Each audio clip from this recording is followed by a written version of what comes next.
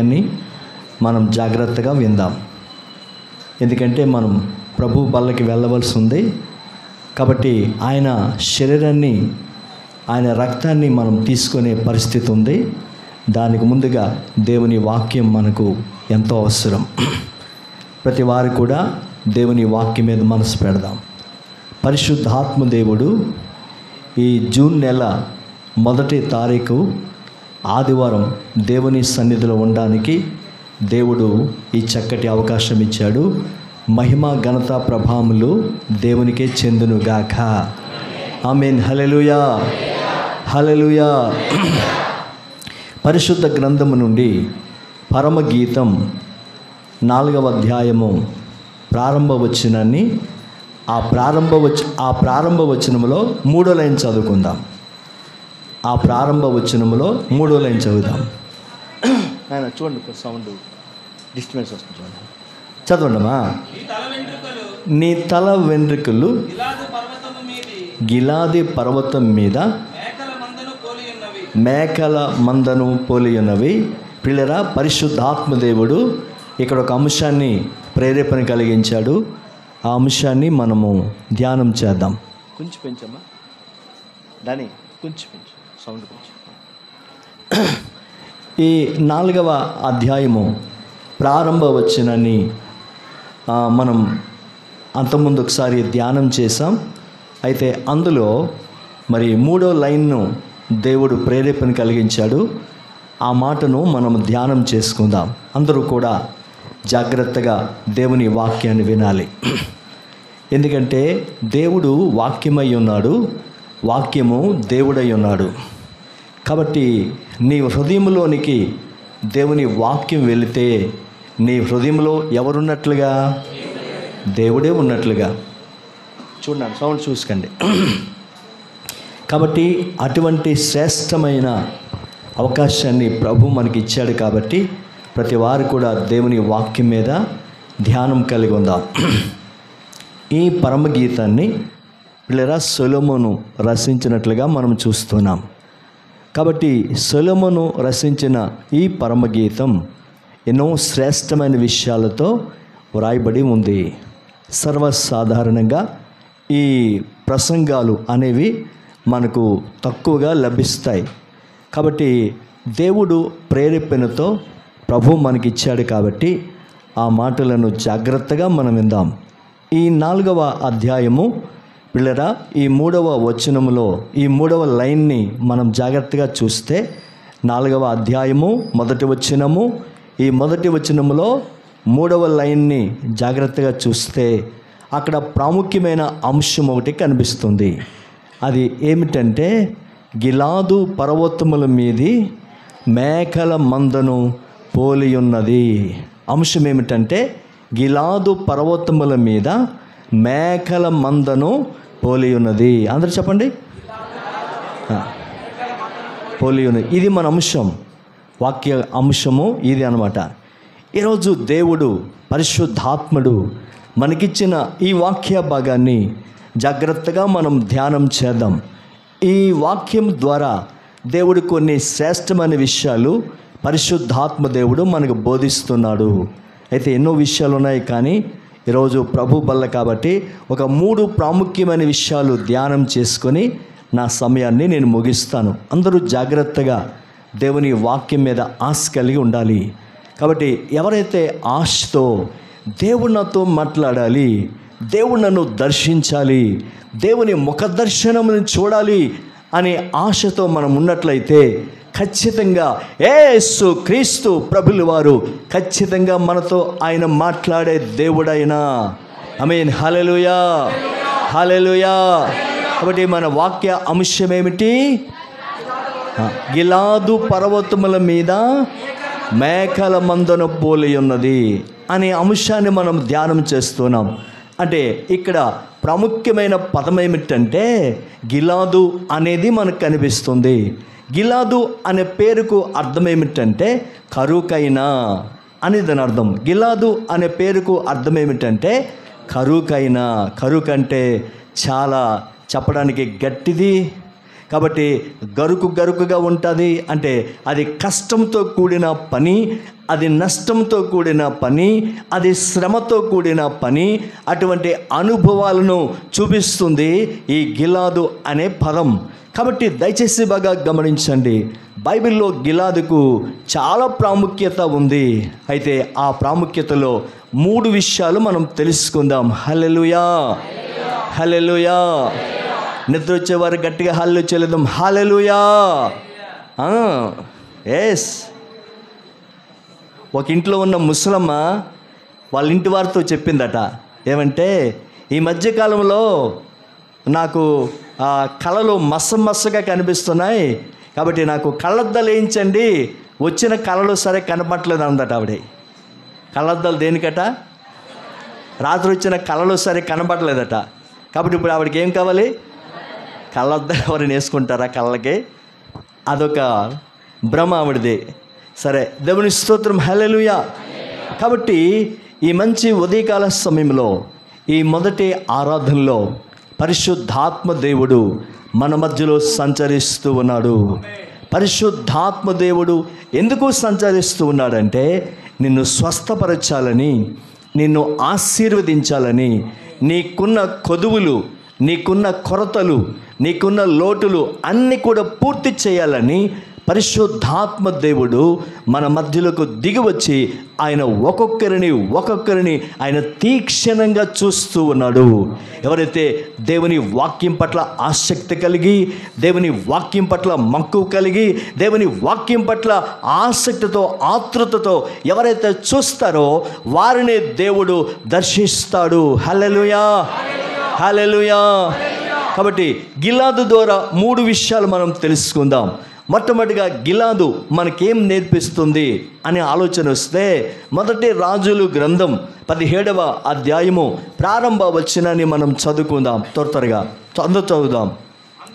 మొదటి రాజులు గ్రంథం 17వ అధ్యాయము ప్రారంభ వచనాన్ని మనం చదువుకుందామా? అంతటా గిలాదు కాపరస్తుల సంబంధియును తిష్బీయుడైన ఏలియా అహాబునొద్దకు వచ్చి, ఎవని సన్నిధిని నేను నిలబడి ఉన్నానో, ఇశ్రాయేలు దేవుడైన ఆ యెహోవా జీవము తోడు, నా మాట ప్రకారంగా గాక ఈ సంవత్సరములో మంచైనను వర్షమైనను పడదని ప్రకటించెను. ప్రియులారా, ఈ మొదటి రాజులు గ్రంథం 17వ అధ్యాయము ప్రారంభ వచనాన్ని మనం చూస్తే, ఇక్కడ ఏలియా ఏం చెప్తున్నాడంటే, నేను ఎవని సన్నిధిని నిలబడి ఉన్నానో ఆ యెహోవా దేవుని మాట నీకు తెలియజేయడానికి నేను వచ్చాను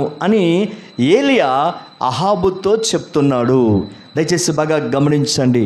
అంటే ఏలియా ఎక్కడి నుండి వచ్చాడంటే గిలాదు నుండి వచ్చాడు. చెప్పండి, గిలాదు నుండి వచ్చాడు. గిలాదులో ఏముందంటే దైవ సన్నిధి ఉంది. చెప్పండి, చెప్పాలి, అందరూ చెప్పాలి. ఏముంది అక్కడ?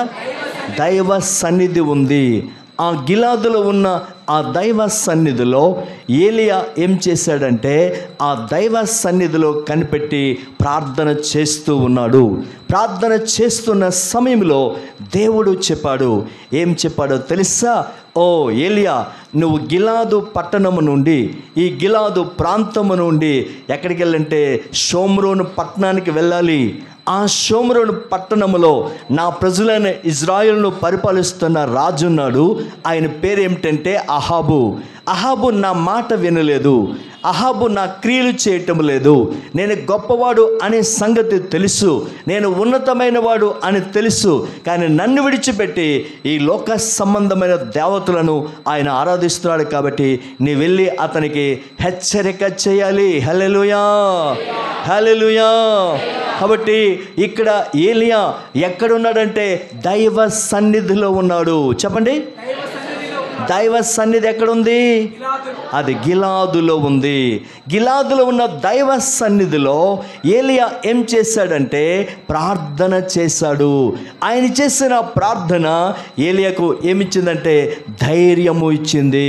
చెప్పండి, ఎందుకంటే రాజుతో మాట్లాడాలంటే, రాజును హెచ్చరిక చేయాలంటే, రాజుకి సరైన ధీటుగా సమాధానం చెప్పాలంటే గుండె ధైర్యం కావాలి. ఆ గుండె ధైర్యం ఎక్కడిది? ఆ నిబ్రత ఎక్కడిది? ఆ యొక్క చెప్పడానికి ఆ ధైర్య సాహసాలు ఎక్కడవంటే ఏలియాకు దేవుని సన్నిధిలో ప్రార్థన చేసడం ద్వారా అక్కడ గొప్ప ధైర్యం ఆయనకు కలిగింది. హల్లెలూయా, హల్లెలూయా. కాబట్టి గిలాదు మనకి నేర్పించిన మొదటి అనుభవం ఏమిటంటే దైవ సన్నిధి. చెప్పండి, దైవ సన్నిధి అంటే మనం ప్రార్థన చేసే స్థలము అని దాని అర్థం. అది ఒక ఇల్లు అయినా కావచ్చు, ప్రత్యేకమైన స్థలమైనా కావచ్చు. మనము దేవునితో ఆ సమయం గడిపితే ఆ సమయాన్ని బట్టి దేవుడు గొప్ప కార్యాలు జరిగిస్తాడు. ప్రార్థన చేసే ఆ ముఖాలు వేరు, ప్రార్థన చేసే ఆ విధానం వేరు. కొంతమంది ఎక్కువగా ప్రార్థనలో గడిపితే ఆ ముఖంలో దైవ కళ ఉంటుంది, ప్రార్థనలో ఉంటే ఆ తేజస్సుగా ఉంటుంది. ఏమండి, అటువంటి గొప్ప అనుభవం కలిగి ఉంటాము. దేవుని స్తోత్రం, హల్లెలూయా. అందుకే ఒక దైవ సేవకుడు అన్నాడు, నీ మోకాలు నల్లబడితే నీ ముఖం తెల్లబడుతుందని చెప్పాడు. అంటే అర్థం ఏంటి? నీ మోకాలు నల్లబడితే నీ ముఖం తెల్లబడుతుంది అంటే నీకు మోకాల ప్రార్థన ఉంటే నీ ముఖం తేజస్సుగా కనిపిస్తుంది అని ప్రభు చెప్పాడు. దేవుని స్తోత్రం, హల్లెలూయా. కాబట్టి అటువంటి ఏలియా లాంటి దైవ సన్నిధిలో గడిపే ఆ అనుభవం మనకు ఉండాలి.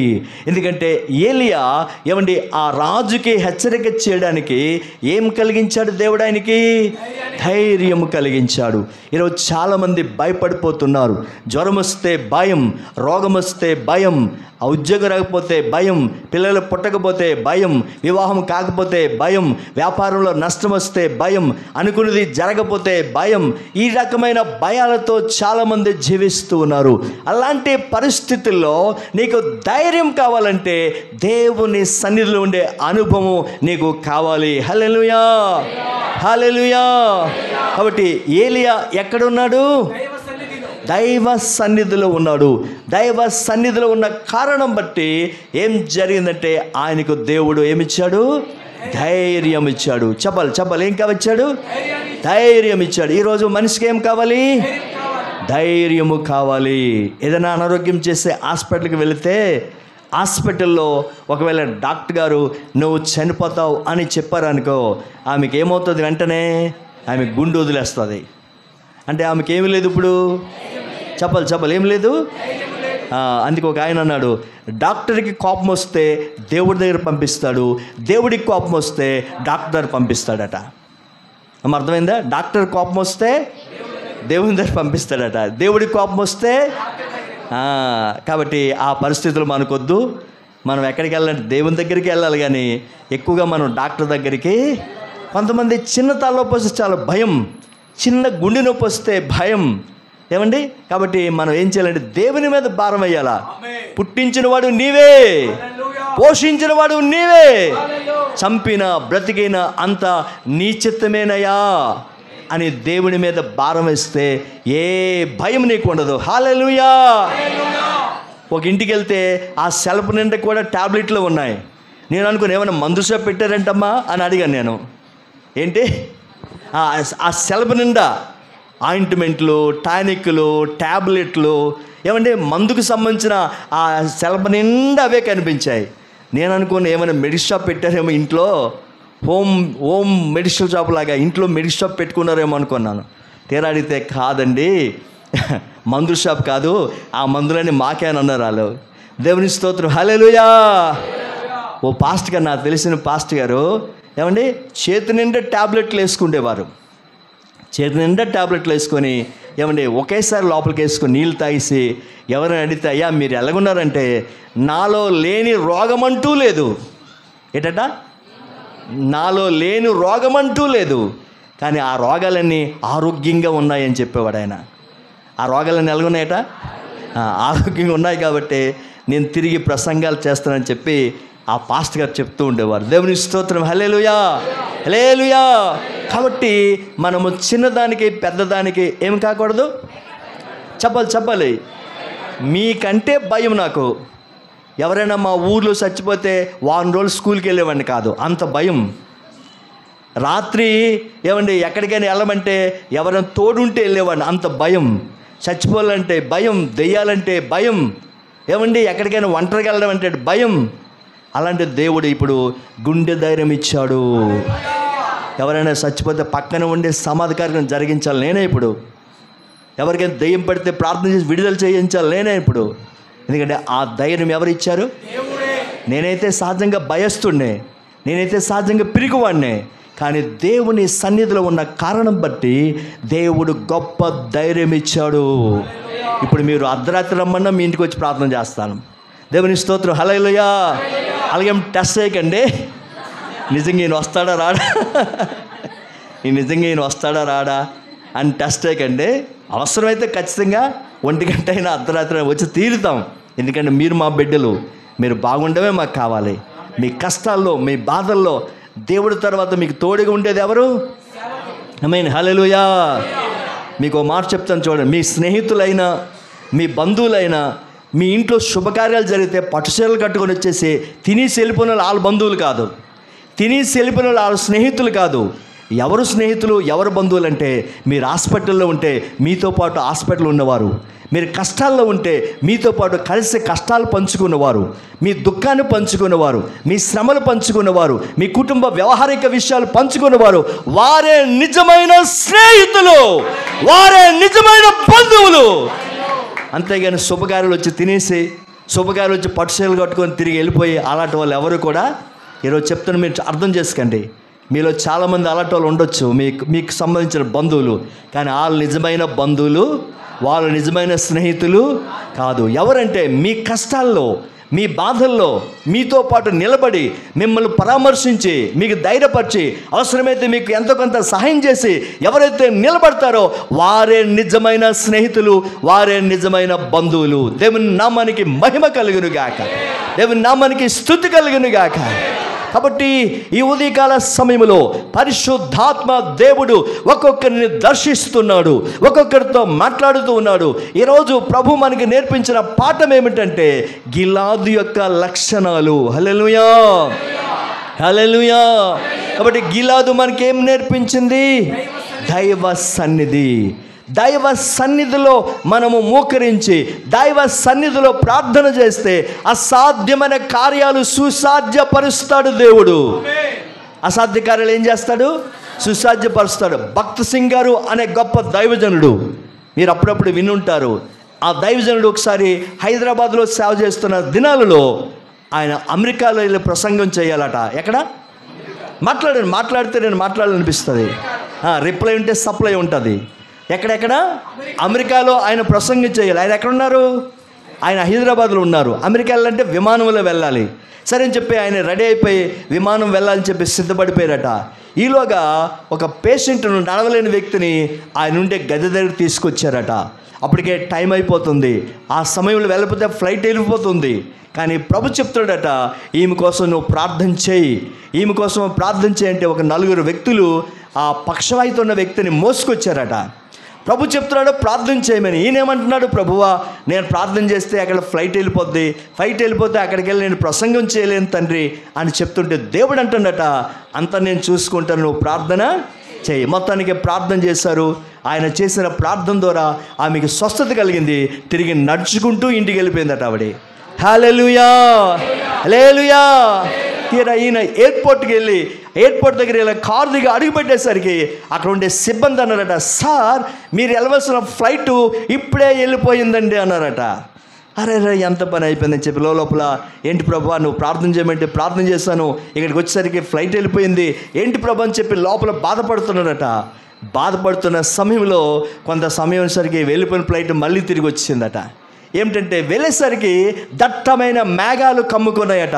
ఆ మేఘాలు కమ్ముకున్న కారణం బట్టి ఆ పైలట్కి ముందుకు వెళ్ళడానికి, అటు వెళ్ళడానికి, ఇటు వెళ్ళడానికి దిక్కుచోచగా మళ్ళీ ఫ్లైట్ని ఏం చేశాడంటే ఎయిర్పోర్ట్లోనికి తీసుకొచ్చాడు. దేవుని స్తోత్రం, హల్లెలూయా. అప్పుడు ఆ సిబ్బంది అన్నారు, సార్ ఇదిగో మీరు వెళ్ళవలసిన ఫ్లైట్ వచ్చిందండి, వెళ్ళిపోండి అని చెప్పగానే ఈయన గబాబు వెళ్ళి ఫ్లైట్ ఎక్కి ఆ అమెరికా వెళ్ళి అక్కడ ప్రసంగం చేశాడు. దేవుని స్తోత్రం, హల్లెలూయా. కాబట్టి ప్రార్థన చేస్తే అసాధ్యమైన కార్యములను దేవుడు సుసాధ్య. ఫ్లైట్ను వెనక్కి తీసుకొచ్చే ఆ అవకాశం ఎవరికైనా ఉందా? ఏ గొప్ప నాయకుడిని తీసుకురాగలరా? ఒక్కసారి ఫ్లైట్ ల్యాండ్ అయితే తీసుకొచ్చే అవకాశం ఎవరికి ఉండదు. ఆ తీసుకొచ్చే అవకాశం ఎవరికి ఉందంటే ఒక్క దేవాది దేవునికి మాత్రమే ఉంది. హల్లెలూయా. సృష్టికర్తను దేవుడు శాసిస్తే, సృష్టికర్తను దేవుడు ప్రకటిస్తే, సృష్టికర్తను దేవుడు ఒక్కసారి మాట ఆజ్ఞాపిస్తే ఏదైనా సృష్టిలో జరిగి తీరవలసిందే. ఆమేన్. హల్లెలూయా. మన యేసయ్య మాటకు అంత సామర్థ్యత ఉంది. మన యేసయ్య మాటకు అంత శక్తి ఉంది. మన యేసయ్య మాటకు అంత గొప్ప కార్యములు జరుగుతాయి. అటువంటి గొప్ప దేవుడు నీవు నేను నమ్ముకున్న దేవుడు. కాబట్టి భయపడే అవసరం లేదు. ధైర్యంగా నిలబడితే నీ పక్షంగా దేవుడు నిలబడి అద్భుతమైన కార్యాలు చేయగల శక్తి కలిగిన దేవుడైనా. ఎక్కడ తలదించుకున్నావో, ఎక్కడ అవమానం జరిగిందో, ఎక్కడ నీకు శ్రమ వచ్చిందో, ఎక్కడ నీకు కష్టం వచ్చిందో అక్కడే నువ్వు నిలబడితే నా దేవుడు నీ పక్షంగా అద్భుతమైన కార్యం చేసి నిన్ను గెలిపించేవాడు. ఆమేన్. హల్లెలూయా. హల్లెలూయా. కాబట్టి ఈ ఉదయకాల సమయంలో మన వాక్య అంశం ఏమిటంటే గిలాదు పర్వతాల మీద మేకల మందను పోలి ఉన్నది. కాబట్టి గిలాదు అనుభవం ఏమిటంటే ఒకటి దైవ సన్నిధి అని మనం తెలుసుకున్నాం. ఈ కడవరి దినాల్లో ప్రతి విశ్వాసి కూడా దైవ సన్నిధిలో ఉండే అవకాశాన్ని మనం తెలుసుకోవాలి. కాబట్టి 1-2 నిమిషాలు చేసే ప్రార్థన కాదు. అమ్మ వినండి. ఒకసారి గెత్సెమనే తోటలోనికి యేసు ప్రభులు వారు శిష్యులు తీసుకొని వెళ్ళారు. యేసు ప్రభుకి అతి సన్నిహితంగా ఉండే శిష్యులు ఎవరో తెలుసా? ఒకటి యోహాను, రెండవది యాకోబు, మూడవది పేతురు. ఈ ముగ్గురు యేసై కొన్ని సన్నిహితంగా ఉండేవారు.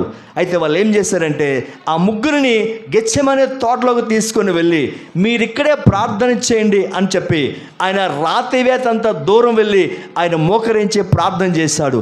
రాతివేతంత దూరం అంటే ఒక రాయిని విసిరితే ఎంత దూరం వెళ్తుందో అంత దూరం వెళ్ళి అక్కడ ఆయన ప్రార్థన చేసి తిరిగి వచ్చేసరికి ముగ్గురు ఏం చేస్తున్నారు? అమ్మా నిద్రపోతున్నారు. అది కాబట్టి ప్రభు చెప్పాడు అప్పుడు నా కోసం ఒక గడి అయినా మీరు ప్రార్థన. గడి అంటే మన భాషలో గంట అనేది అని అర్థం. ఎంత?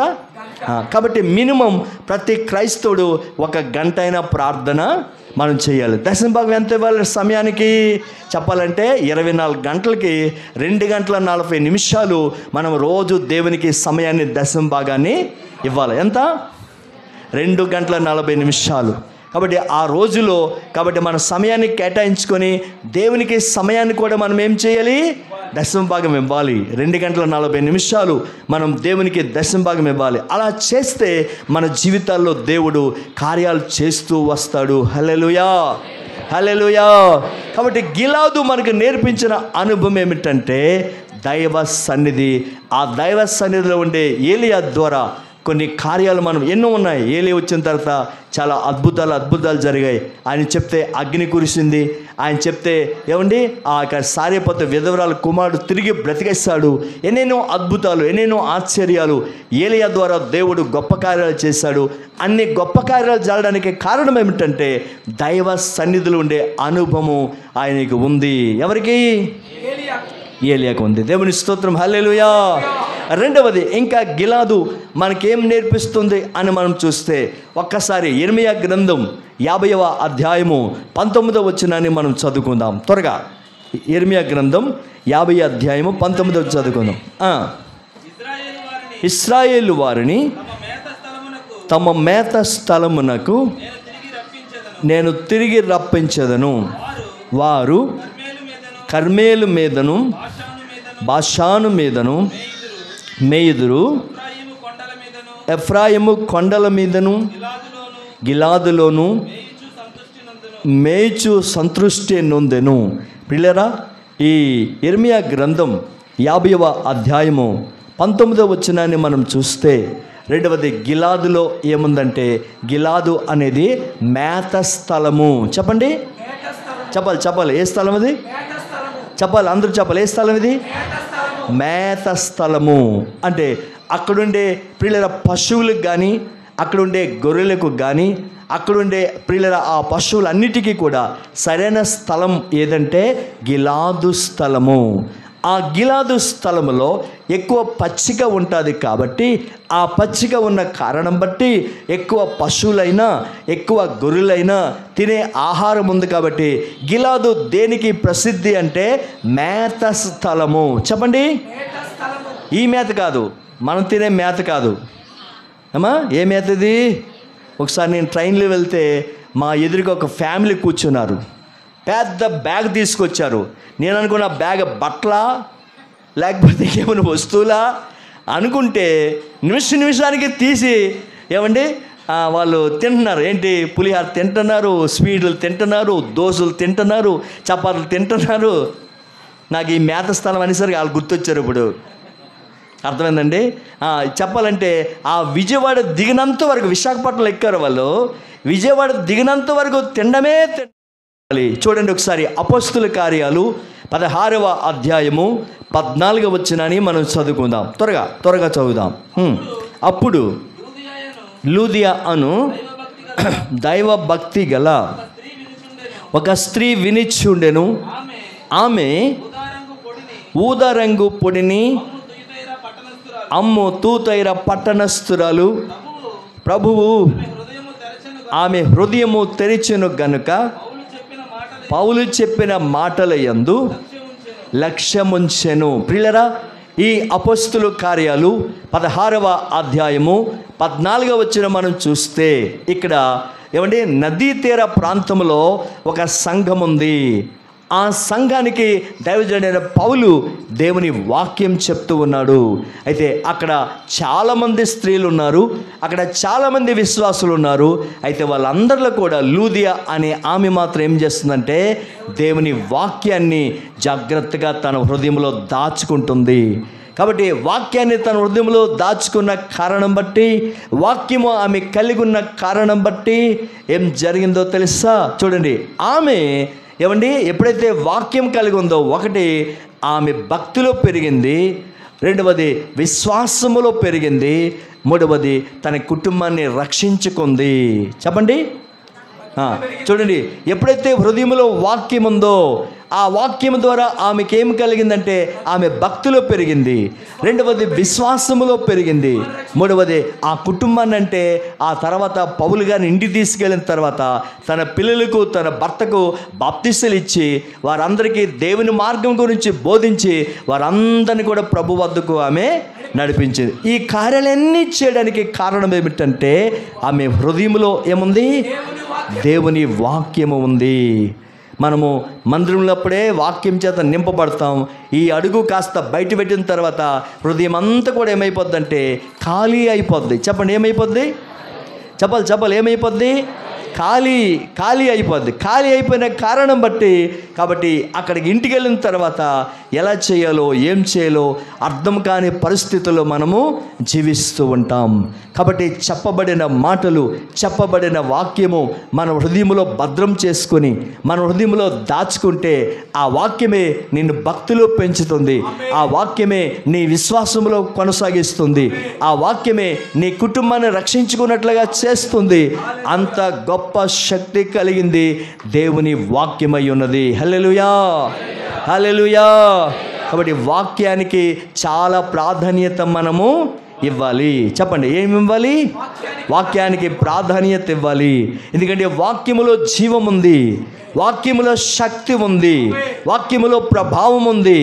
ఆ వాక్యం నీ హృదయంలోకి వెళితే నీ జీవితాన్ని పూర్తిగా ఏమొస్తుందంటే మార్చేస్తుంది. కాబట్టి అంత శక్తి దేవుని వాక్యానికి ఉంది. దయచేసి బాగా గమనించండి. ఈ మంచి ఉదయకాల సమయంలో దేవుని వాక్యము అంటే ఏమిటో మనం తెలియాలి. దేవుని వాక్యములో మనం ఎలా జీవించాలో మనం తెలుసుకోవాలి. దేవుని వాక్యములో మనం ఎలా ఉండాలో మనం బ్రతకాలో అర్థం చేసుకోవాలి. అప్పుడే మన జీవితంలో గొప్ప కార్యాలు దేవుడు జరిగిస్తాడు. హల్లెలూయా.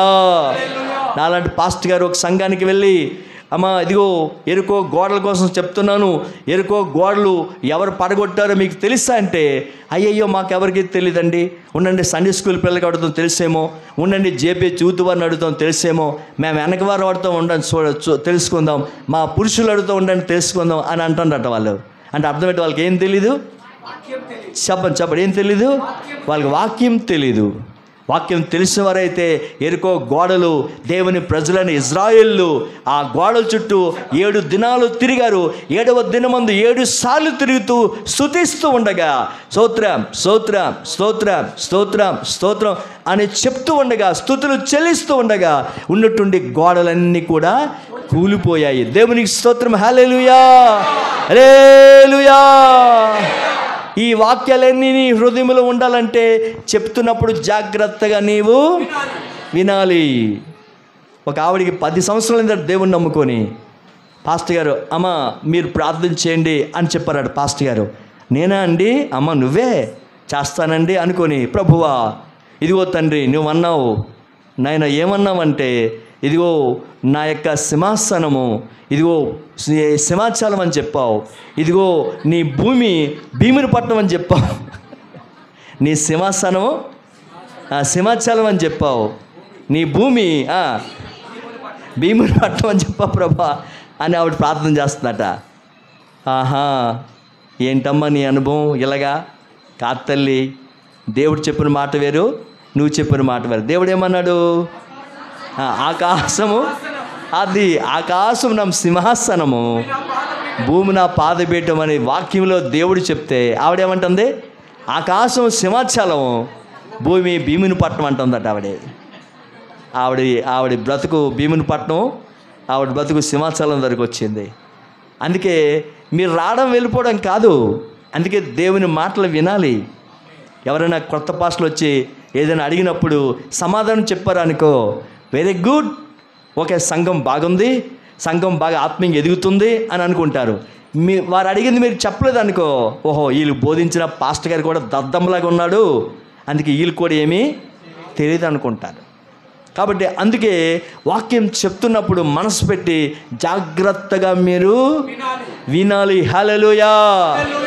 నేను 10th చదువుతున్నప్పుడు మాతో పాటు ఒక బెస్ట్ స్టూడెంట్ ఉండేవాడు. చెప్పండి, వాడు ఎగ్జామ్ రాసేటప్పుడు 100కి 100 తెచ్చేసేవాడు. అలాగని చెప్పి హాస్టల్కి వెళ్తే చదివాడు కాదు, హాస్టల్కి వెళ్ళి తినేసి పడుకునిపోయేవాడు. కొత్త సినిమా వస్తే సినిమా పారిపోయేవాడు. ఏంట్రా బాబు అంటే ఒకసారి అడిగి, ఏంట్రా బాబు నువ్వు అసలు చదవట్లేదు, అసలు పుస్తకాలు తీయడం నేను చూడలేదు, కానీ నువ్వు బెస్ట్ స్టూడెంట్గా ఉండి ప్రతి ఎగ్జామ్లో కూడా మంచి మంచి మార్కులు తెస్తున్నావా? అర్థం ఏంటంటే ఆడేమన్నాడు తెలుసా? ఒరే నాకు చాలా మైండ్ ఉందిరా, షార్ప్ మైండ్ అన్నాడు. ఏమంటా? షార్ప్ మైండ్ ఉందిరా నాకు. ఈ షార్ప్ మైండ్ వల్ల మన టీచర్ చెప్పే పాఠాన్ని అలాగ మనసు పెట్టి వింటాను నేను. ఎప్పుడైతే టీచర్ పాఠం చెప్తాడో అప్పుడే నాకు బుర్రలోకి ఎక్కిపోద్ది. కాబట్టి నా మైండ్ ఏంటి? చెప్పండి. Sharp mind. షార్ప్ మైండ్ ఉండాలి. కానీ మన మాటలో షార్ప్ ఉంటుంది. మన మాటలో షార్ప్ ఉంటుందంటే కొంతమందికి మాట్లాడుతుంటే నరాలు తెగిపోతుంటాయి. అలాంటి మాటలు మాట్లాడేస్తాం మనం. ఏమండి, కొత్తగా పెళ్ళైన భార్య పాపం వంట దాకా కూర మార్చేసిందట. కూర మార్చేగానే భర్త అంటాడట, నీ కళ్ళు ఎక్కడ పెట్టుకున్నావే, నీ ఎదవముండా, ఇదేనే నువ్వు నేర్చుకున్నావు, మీ అమ్మ ఇదేనే నేను నేర్పించదని బాగా తిట్టిపోసేసాడట. కాబట్టి ఆయన మాటలో ఏముంది? చెప్పాలి. ఆయన మాటలకు షార్ప్ ఉంది కాబట్టి నరాలు తెగిపోయే మాటల్లో కాదు షార్పు. దేంట్లో ఉండాలి? మన మైండ్లో ఉండాలి షార్పు. మన మైండ్లో షార్ప్ ఉంటే చెప్పిన ప్రతి విషయం కూడా ఎక్కడ ఉంటుంది? చెప్పండి ఎక్కడ ఉంటుంది? మైండ్లో ఉంటుంది. హల్లెలూయా హల్లెలూయా.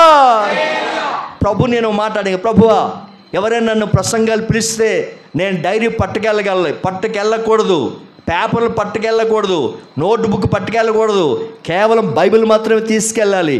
ఈ బైబిల్ మీద కూడా ఒక గీత ఉండకూడదు, ఈ బైబిల్ మీద కూడా ఒక అక్షరం ఉండకూడదు. నువ్వు రాసిన అక్షరాలు కానీ నేను రాసిన అక్షరాలు దీని మీద ఉండకూడదు ప్రభువా అంటే చెప్పకుండా చూడకుండా దేవుని వాక్యాన్ని చెప్పాలి. నాకు ఒకసారి పౌరుషం వచ్చింది. ఏంటంటే ఏమంటే నాటకాలు డ్రామాలు వేసేవారు స్టేజ్ మీద ఏం చేస్తారు వాళ్ళు? చెప్పండి, వాళ్ళ పాత్ర వాళ్ళు చూడకుండా పోషిస్తారు. అంతేనా? నాకు అనిపించింది జీవం లేని మాటల కోసం అంత పౌరుషం వాళ్ళకుంటే జీవం కలిగిన దేవుని మాటలు చెప్పడానికి ఇంకెంత పౌరుషం ఉండాలి. హల్లెలూయా హల్లెలూయా హల్లెలూయా. కాబట్టి సరైన మాటలు గుండెలో నుంచి వస్తే ఎదుటి వారి గుండెను తాడుతాయి. సరైన మాటలు నోట్లో నుండి వస్తే ఈ చెవుల నుంచి ఎగిరిపోతాయి పైకి. కాబట్టి ఈ ఉదయకాల సమయంలో దేవుని ప్రజలారా, మనము దేవుని సన్నిధిలో ఉండాం. కాబట్టి గిలాదు మనకు నేర్పించే అనుభవం ఏమిటంటే, ఒకటి దైవ సన్నిధి. ఆ దైవ సన్నిధిలో ఎంతోమంది గొప్ప దైవజనులు, ఏమండి, భక్త్ సింగ్ గారు కావచ్చు, బైబిల్ ఉన్న ఏలియా గారు కావచ్చు, ఇలాంటి గొప్ప గొప్ప దైవజనులు దేవుని సన్నిధిలో ఉండి వారు దేవుని ద్వారా గొప్ప కార్యాలు శాసించారు, గొప్ప కార్యాలు చేయగలిగారు, సమాజంలో అలా జీవించారు, సమాజాన్ని ప్రభావితంగా అలా చేశారు. దేవుని స్తోత్రం, హల్లెలూయా. నువ్వు చిన్నవాడివే కావచ్చు, నీకు విద్య లేకపోవచ్చు, నీకు జ్ఞానం లేకపోవచ్చు, మాట్లాడే మాట చాతుర్యం లేకపోవచ్చు, ఏది లేకపోయినా ప్రార్థన చేయగల శక్తి ఉంటే నీ ద్వారా దేవుడు అద్భుతమైన కార్యాలు దేవుడు జరిగించును గాక. ఆమేన్, హల్లెలూయా. కాబట్టి ఒకటి గిలాదు మనకి ఏం నేర్పించిందంటే దైవ సన్నిధి. రెండవది ఏమి నేర్పించిందంటే మేత స్థలము. మూడో మాట చెప్పి నేను ముగించేస్తాను. చూద్దాం, మూడో మాట మనం చూద్దాం. అదే యెరెమీయా గ్రంథం 8వ అధ్యాయము 22వ వచనాన్ని మనం చదువుకుందాం. గిలాదులో గుగ్గిలం ఏమీ లేదా, అక్కడ ఏ వైద్యుడు లేడా, నా జనులకు స్వస్థత ఎందుకు కలుగకపోవచ్చున్నది.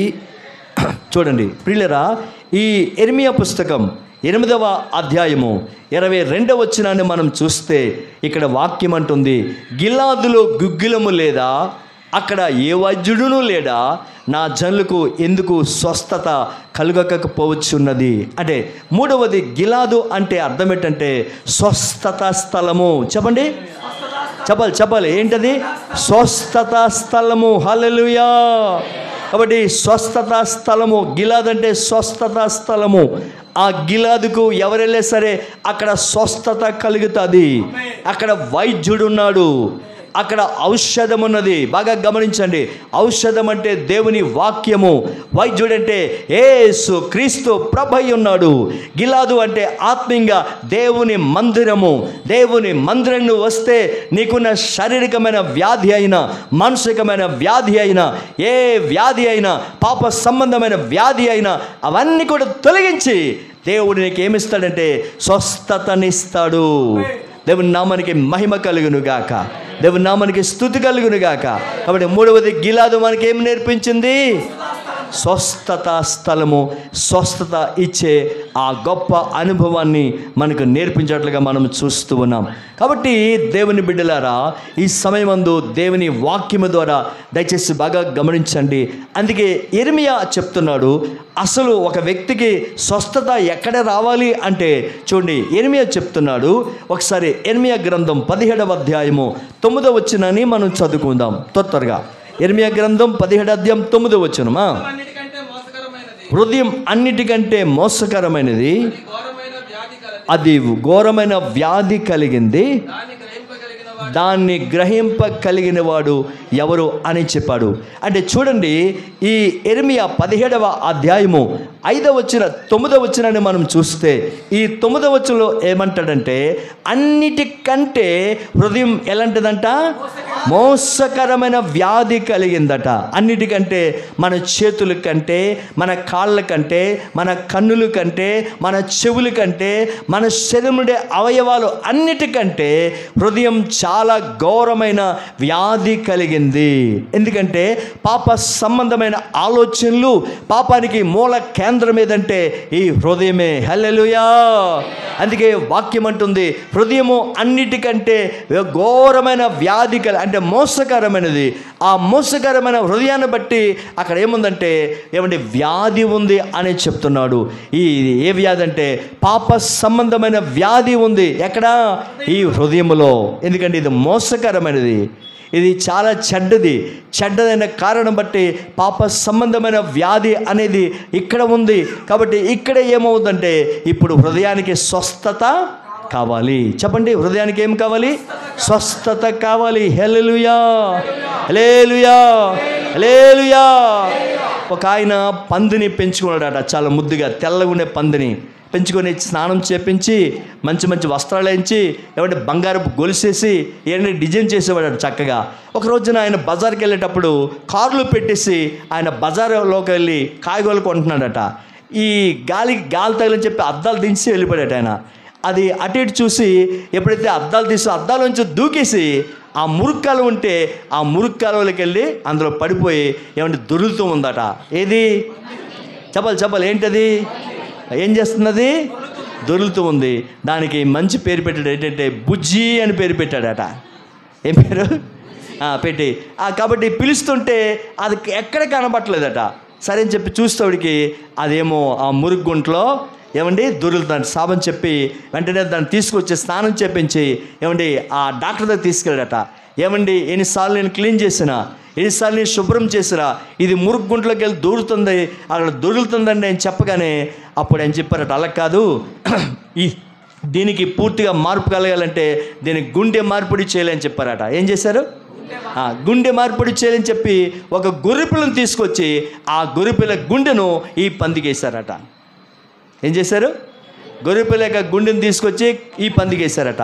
ఎప్పుడైతే గొర్రెపిల్ల గుండె వేశారో అప్పటి నుండి బురద దగ్గర కానీ ఏమంటే మురుక్కాలో దగ్గర కానీ వెళ్ళడం పూర్తిగా మారిపోయిందట. కారణం ఏంటి? ఆ పంది హృదయానికి ఏం కలిగింది?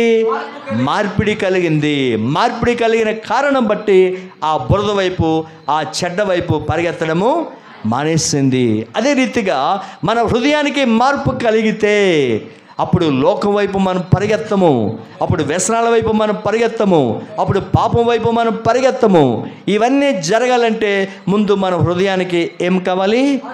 మార్పు రావాలి. ఎందుకంటే ఇది భయంకరమైన వ్యాధి కలిగింది, ఇది భయంకరమైన మోసం కలిగింది అని దేవుని వాక్యములో మనము చూస్తూ ఉన్నాం. దేవుని నామానికి మహిమ కలుగును గాక, దేవుని నామానికి స్తుతి కలుగును గాక. కాబట్టి ఈ ఉదయకాల సమయంలో దేవుని సన్నిధిలో ఉండే మనమందరము కూడా కాబట్టి సంపూర్ణమైన స్వస్థత కలగాలంటే మనము గిలాదుకు రావాలి. గిలాదు అంటే దేవుని సన్నిధి. దేవుని సన్నిధిలో దేవుని వాక్యం ఉంది. దేవుని సన్నిధిలో వైద్యుడు అనే దేవుడు ఉన్నాడు.